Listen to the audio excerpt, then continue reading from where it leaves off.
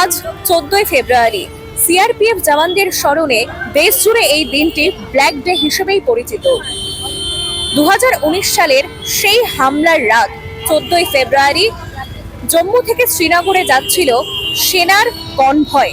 সেই সেনার কনভয়ে 78টি বাসে প্রায় 1,500-এরও বেশি সেনা শ্রীনগরের দিকে যাচ্ছিল এবং সেই সময় কিন্তু জৈশ ই মোহাম্মদের জঙ্গি সংগঠন সেনার কনভয়ে আত্মঘাতী হামলা চালায় এবং সেই হামলার ঘটনায় শহীদ হন, আত্মত্যাগ করেন 40 জন জওয়ান, সিআরপিএফ জওয়ান।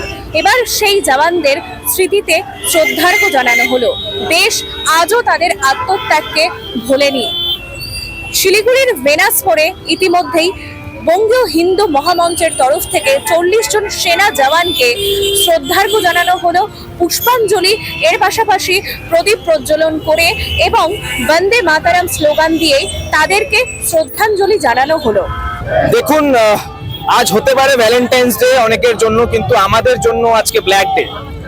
কারণ আমরা মনে করে দিতে চাই যে 2019 সালে পুলওয়ামায় যে সন্ত্রাসী আঘাত হেনেছিল সন্ত্রাসবাদী সংগঠন দ্বারা, যেখানে আমাদের 40 জন সিআরপিএফ জওয়ান শহীদ হয়ে যায়, সেই দিনের পর থেকে এক গভীর আঘাত আমাদের ভারতবাসীর উপরে আসে।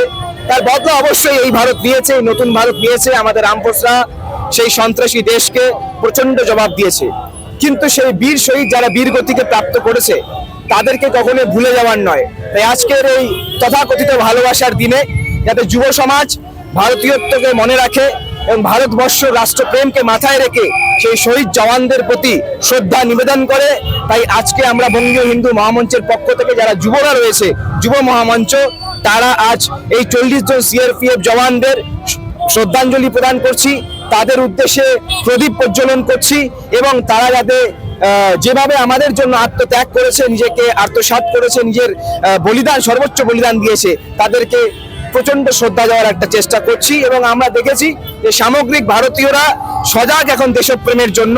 আমরা রাষ্ট্রবাদকে ভালোবাসি, জাতীয়তাবাদকে ভালোবাসি। তাই রাষ্ট্রের জন্য যারা বলিদান দিয়েছে তারা কখনোই ভোলার নয়। তাই আজকে আমাদের স্লোগান যে বীর শহীদ অমর রহে। যারা পুলওয়ামায় শহীদ হয়েছেন তাদের আত্মার শান্তি কামনা করি এবং ইন্ডিয়ান আর্ম ফোর্সের জয় জয়কার কামনা করছি। বিক্রমাদিত্য মণ্ডল, সভাপতি মহামঞ্চ।